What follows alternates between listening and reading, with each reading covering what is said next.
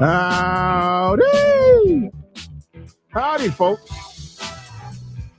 I'm Black Dragon, and I would like to welcome you to another edition of Black Dragon Biker TV. I'm back off the road. 10 days out there, 10 days in the open hintersphere. Out there in the world doing my thing.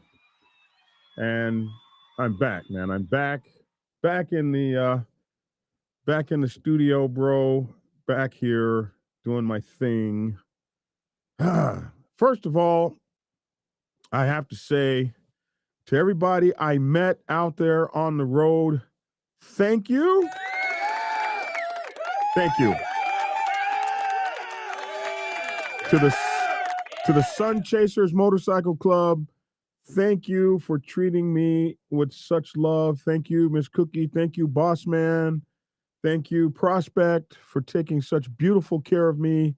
Thank you out there. Thank you so much. Oh, my goodness. I couldn't have been treated better. Also, thank you so much to oh man, so many people. But I absolutely want to thank the Thug Riders Motorcycle Club, one percenters out there who treated me with so much love. I want to thank the Thunder Guards, thank the Outcast, thank Sin City. I want to thank oh my goodness, the Florida Outlaws. I want to thank the South Carolina Outlaws MC. I want to thank the Illinois Black Pistons. Oh my goodness. The list just goes on and on and on and on and on. Just so much love and respect for all the motorcycle clubs that treated me with so much love and compassion out there on the highway, man.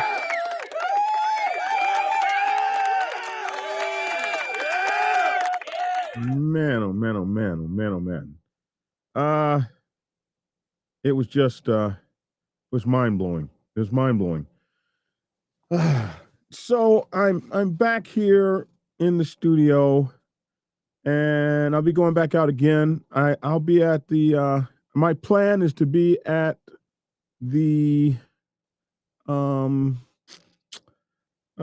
Wall Street in Tulsa.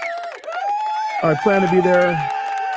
For everybody that bought a book from me or got a book signed or stopped by to give me love and appreciation, I'm going to be putting your pictures up. There are so many people. I felt so much love and compassion out there. Professional Monkey, I want to shout out his channel. We did try to hook up, but we weren't able to, but we will get together and we will ride again. I want to give special thanks to Mrs. C, who has been teaching me how to be a vendor. And I just want to thank her. I want to thank Butch down there in Daytona Beach. I want to thank him for his love. I want to thank TJ at the biker swap meet out there at 1471 Tomoka Farms Road. Treated me so wonderfully, man. Oh my gosh. Took care of me. I can't tell you how many people took care of me. Took care of me, man. Took care of me. Oh, I see you, Arawak MC, Palm Beach, Florida, man. Too bad I didn't see you guys down there. I'll be going back, man. I saw you today, Black Dragon. I was watching Biker Boys again for the 100th time. I'm in there about 100 places, man. I survived a thunderstorm in Florida. I did. And I must tell you that, no, I'm not from Oklahoma. I'm from where thunderstorms originated. Okay. I was a tornado chaser as a kid. I worked for the American Red Cross as a volunteer at age 14. At age 14, we were driving the American Red Cross cars. It could never happen today. But at age 14, they turned us loose as kids in the Youth American Red Cross Disaster Action Team. I was the Youth Disaster Action Chairman, and we went all over the southeast of Texas and Oklahoma. I worked the Texas, Oklahoma Panhandle disaster. 350 some people were killed. That was like 1978. I worked that thunderstorm. And I will tell you, Florida thunderstorms are frightening. They scared the bejesus out. It was rocking my RV like a roller coaster, bro. And it wasn't pleasant. So I just want you to know that I survived that, and I'm most thankful to have survived that. And hey, man, woo, that was crazy. All right, so we want to get on today's subject, which I think is important. Today's subject is, man, I saw something. Uh, I saw something that kind of got on me a little bit, and I wanted to talk to you guys about it. And so this is not, your news broadcast. This is and I'm going to be getting back to a lot of my roots after being out there and talking to you guys. I'm going to be getting back to some of my roots, and some of my roots will be back to interviewing people like the Barincaneers. I know I'm not saying it right. Some of you guys saw that video that we did. I want to get back to some of my roots, the MC protocol, and I'll be funneling a lot of that over to my MC Protocol 101 channel, where all I do is talk about protocol. But I want to get back to some of that stuff, man, because I was reinvigorated by watching you guys and talking to you guys and talking to you about what really brought you to my channel. So let's talk about prospects for a minute. So here we are at 7 minutes and 33 seconds into the cast.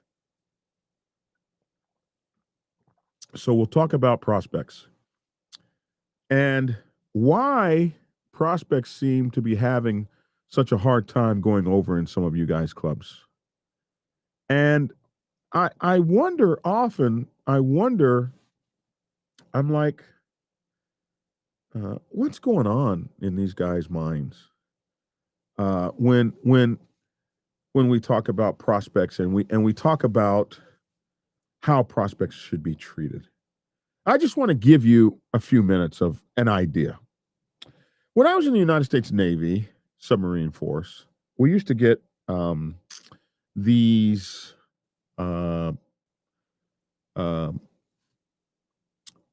reviews. We'd get performance reviews. And back during my time, the highest performance review you could get was a 4.0. So there was 3.8, 3.6, 3.5, 2.0, 1.0. You'd be very bad if you got a 1.0. And then 4.0 was as high as you could go. And a 4.0 sailor would be called a 4.0 sailor, 4.0 sailor, was a really successful sailor doing great things. And then it kind of got to be where people would interject.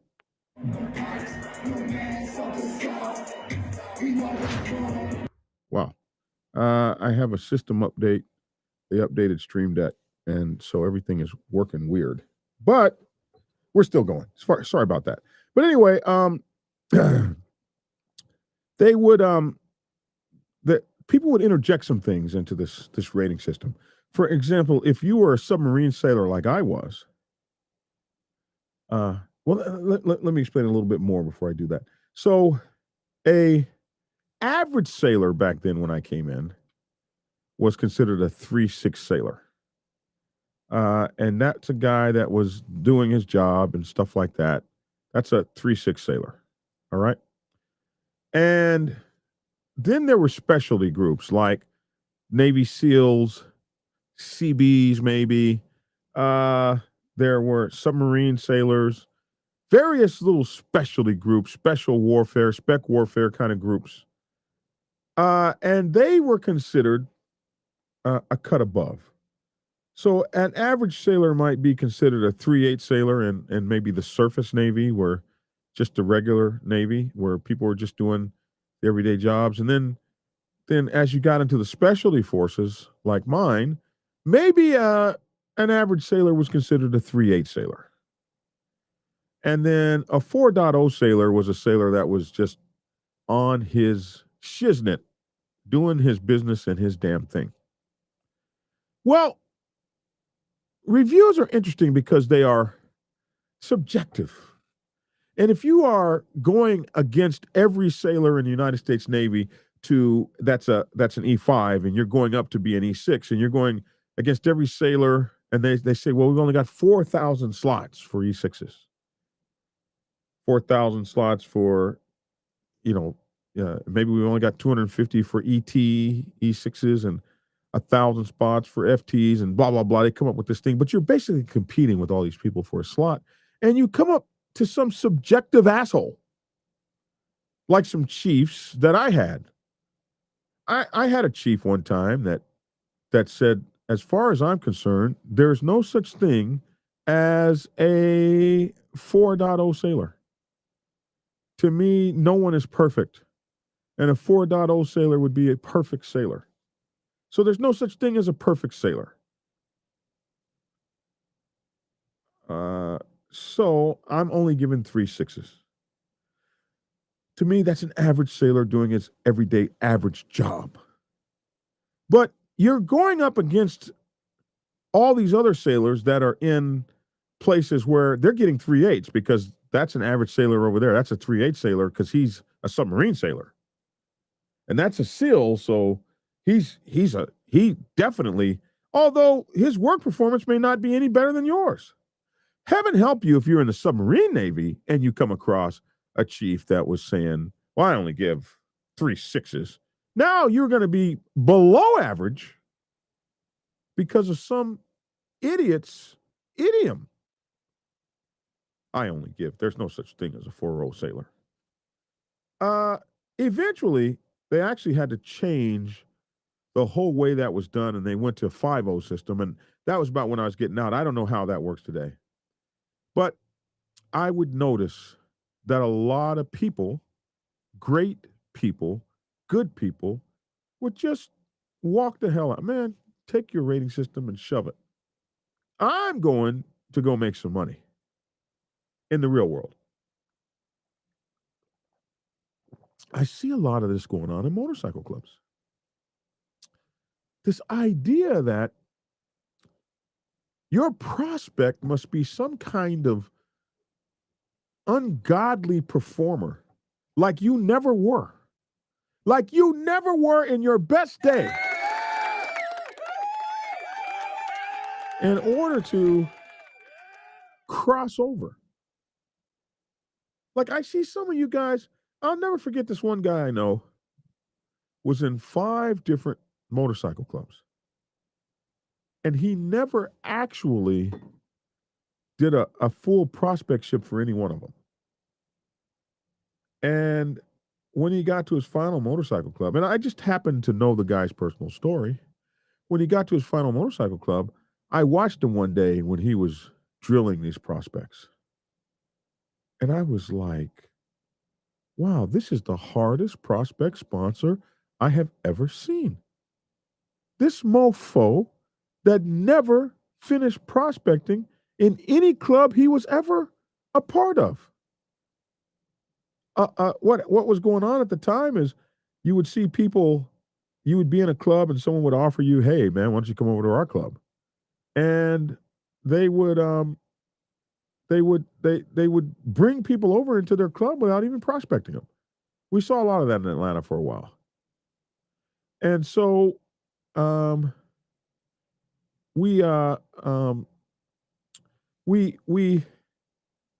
we would see these guys that would go from club to club to club, full patch to full patch to full patch to full patch. So this guy actually never prospected anything for anybody, this guy. And yet he's out there, I mean, drilling the prospects, dumping ice on them and just all kinds of things. And I was like, wow, that that that's a lot that you're doing there, man. Uh, and I was looking at his guys around him, and I was thinking, man, you're letting this guy get away with a lot. You're letting this guy get away with a a lot, and and he never even prospected for you guys. And so I I often wonder, like, what the hell do you guys want? A motorcycle club that stops growing starts dying. It's like it's like cells in the body. You start growing, you stop growing, you start dying. And so when I see some of these guys, it's like I don't expect that you guys are ever going to grow again. I don't expect that you guys are going to do anything but die because of the way you treat these people. In my day, there was only two or three motorcycle clubs in the city. There was only a couple of motorcycle clubs you could go to. So you could be treated really poorly and there was no place for you to go. Now in a city, there's hundreds of places for people to go. 100, 200, 300 motorcycle clubs in a city. So you can be on that old BS if you want to. And you can watch all the great people who would be great prospects in your club and great members. You can watch them all vote with their feet and be someplace else. There's no such thing as a 4-0 sailor. Well, if the standard has been elevated to that by all the people around, then you need to get with the times of the standard. Prospects over here must wait 2 years. If prospects ain't waiting 2 years and every other motorcycle club out there, maybe you need to be thinking about that. Adjusting some of your ideas. I see too many clubs with old folks like me stop riding, stop growing, start moving, and start being overtaken. Overtaken by the youngsters that are out there making stuff happen.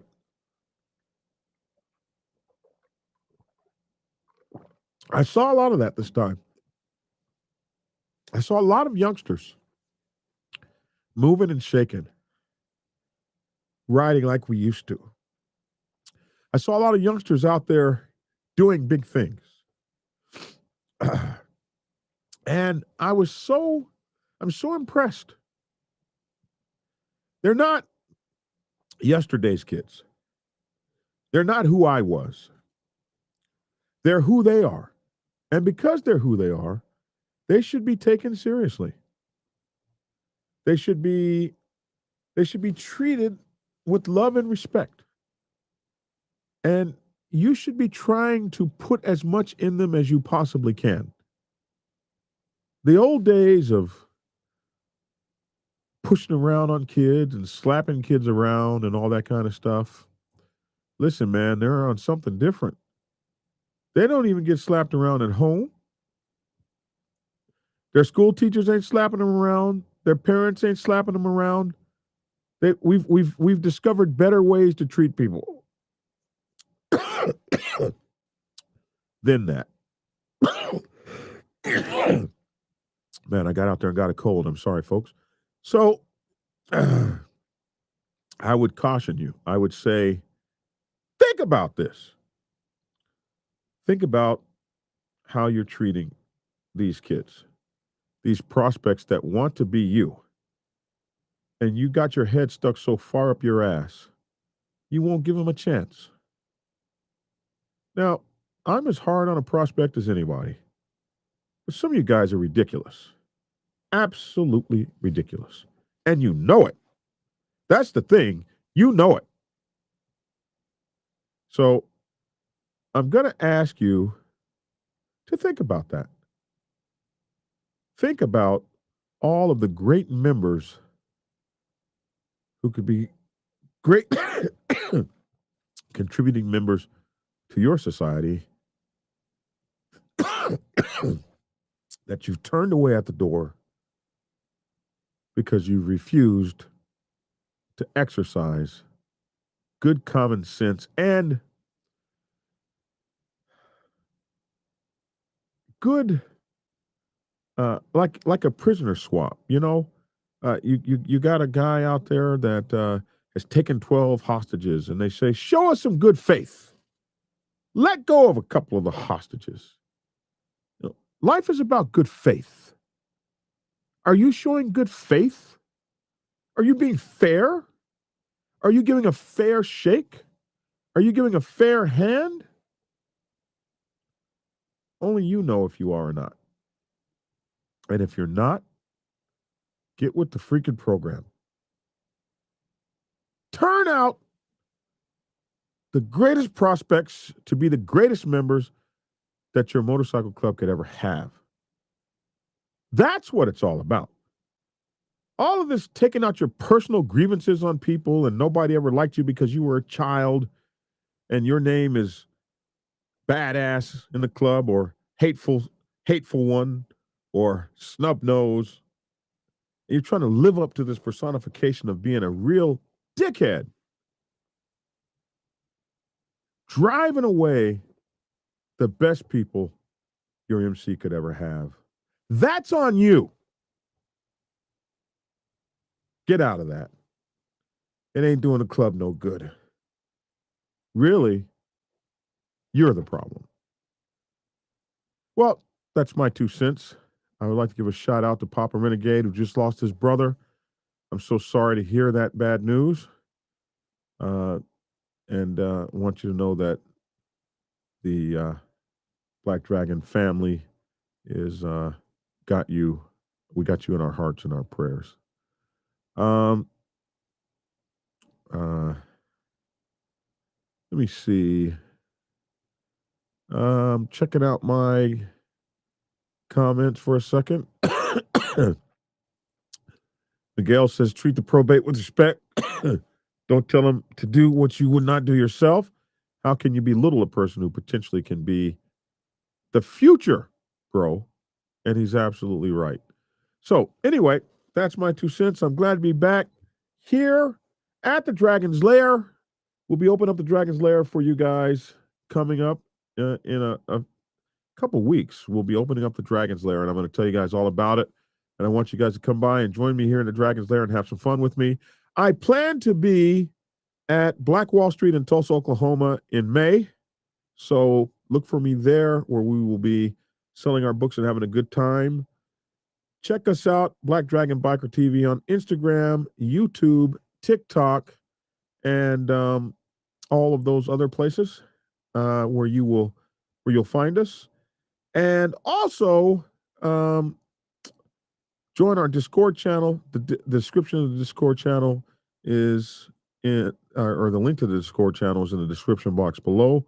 Order my books, Sergeant at Arms Bible, President's Bible, Public Relations Officer's Bible, all available on Amazon, Kindle, or at blackdragonsgear.com. Make sure to check us out there. If you need to send me an email, it's blackdragon@blacksabbathmc.com. All righty, my friends. I'm Black Dragon. That's my 2 cents. Love to hear your 2 cents in the comment section below. See you tomorrow morning, where we'll have some biker news for you or some more MC protocol. That's it for me. Let me get some outro music here. Thanks for tuning in. Oh, man, it's good to be back in the studio. Thanks for tuning in, man. And get skinny.